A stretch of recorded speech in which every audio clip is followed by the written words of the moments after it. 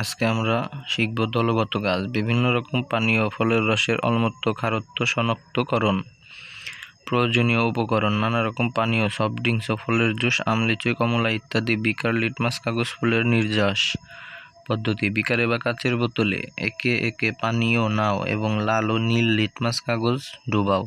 কী ধরনের পরিবর্তন লক্ষ্য করলে? লাল লিটমাস কাগজের রঙে কোনো পরিবর্তন হলো না, কিন্তু নীল লিটমাস কাগজের রং পরিবর্তিত হয়ে লাল হয়ে গেল।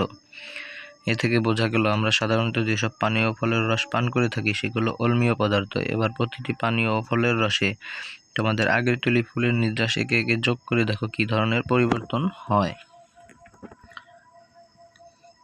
পাকস্থলীতে অ্যাসিডিটির কারণ ও সঠিক খাদ্য নির্বাচন। তোমরা জানো পাকস্থলীতে খাদ্য হজম করার জন্য আমাদের সবার হাইড্রোক্লোরিক অ্যাসিডের প্রয়োজন হয় এবং সেটি নিচ থেকে আমাদের পাকস্থলীতে তৈরি হয়। কোনো কারণে যদি এই অ্যাসিডের মাত্রা বেড়ে যায় তখন সেই অবস্থাকে আমরা পাকস্থলীর অ্যাসিডিটি বলি। এখন প্রশ্ন হলো, কখন এবং কি কি কারণে পাকস্থলীতে অ্যাসিডের পরিমাণ বেড়ে যায়? নানা কারণে পাকস্থলীতে অ্যাসিডের পরিমাণ বেড়ে যেতে পারে, যার মধ্যে অন্যতম হচ্ছে খাদ্যদ্রব্য। তোমরা নিজেরা করতে গিয়ে দেখেছো যে আমরা যেসব পানীয় আর ফলের রস পান করি তার প্রায় সবই অম্লীয়। কাজে এসব পানীয় বেশি মাত্রায় পান করলে বা খালি পেটে পান করলে সেটা অ্যাসিডিটি সৃষ্টি করতে পারে। অন্যান্য পানীয়, বিশেষ করে মাত্রাতিরিক্ত চা, কফি জাতীয় পানীয়গুলো পাকস্থলীতে অ্যাসিডিটি বাড়ায়। বেশি ভাজা, তেলযুক্ত এবং চর্বি জাতীয় খাবারও পাকস্থলীতে অ্যাসিডিটি বাড়িয়ে দেয়। বিশেষজ্ঞদের দেয়া তথ্য অনুযায়ী পেঁয়াজ, রসুন, মরিচ এবং অন্যান্য অতিরিক্ত মশলা দেওয়া খাবার, চকলেট এগুলো অ্যাসিডিটি তৈরির কারণ।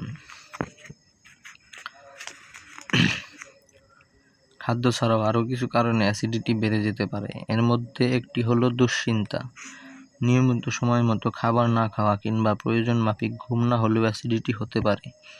আবার কখনো কখনো ব্যাকটেরিয়াজনিত সংক্রমণও অ্যাসিডিটির কারণ হতে পারে। এখন প্রশ্ন হলো, কিভাবে উপযুক্ত খাদ্য নির্বাচন করে অ্যাসিডিটির হাত থেকে রেহাই পাওয়া যায়? প্রথমত, যেসব খাদ্যদ্রব্য বা পানীয়ের কারণে অ্যাসিডিটি হয় সেগুলো অতিরিক্ত গ্রহণ না করে পরিমিত পরিমাণে গ্রহণ করতে হবে এবং প্রয়োজন হলে সাময়িকভাবে ওই খাদ্য গ্রহণ থেকে বিরত থাকতে হবে। দ্বিতীয়ত, বেশ কিছু খাদ্যদ্রব্য আছে যেগুলো কিছুটা ক্ষারধর্মী এবং ফলে অ্যাসিডিটি নিষ্ক্রিয় করতে পারে। ওইসব খাদ্য গ্রহণ করে আমরা অ্যাসিডিটির হাত থেকে রক্ষা পেতে পারি। এসব খাদ্যের মধ্যে রয়েছে বেশিরভাগ শাকসবজি, যেমন ব্রোকলি, পুঁইশাক, পালং শাক, গাজর, সিম, বিট, লেটুস পাতা, মাশরুম, ভুট্টা, আলু, ফুলকপি ইত্যাদি। আবার কিছু কিছু খাদ্যশস্য আছে যেমন ডাল, মিষ্টি ভুট্টা, যেগুলো অ্যাসিডিটি কমাতে সাহায্য করে। দুধ জাতীয় খাবারের মাধ্যমে সয়া মাখন, ছাগলের দুধ থেকে তৈরি করা মাখন, সয়া দুধ, বাদাম দুধ এগুলো ক্ষারধর্মী, যা অ্যাসিডিটি কমাতে পারে। নানা রকমের বাদাম, হার্বাল চা, সবুজ চা, আদা চা খেয়েও অতিরিক্ত অ্যাসিড কমানো যায়। আজকের মতো এখানেই। দেখা হবে আগামী ভিডিওতে ইনশাল্লাহ।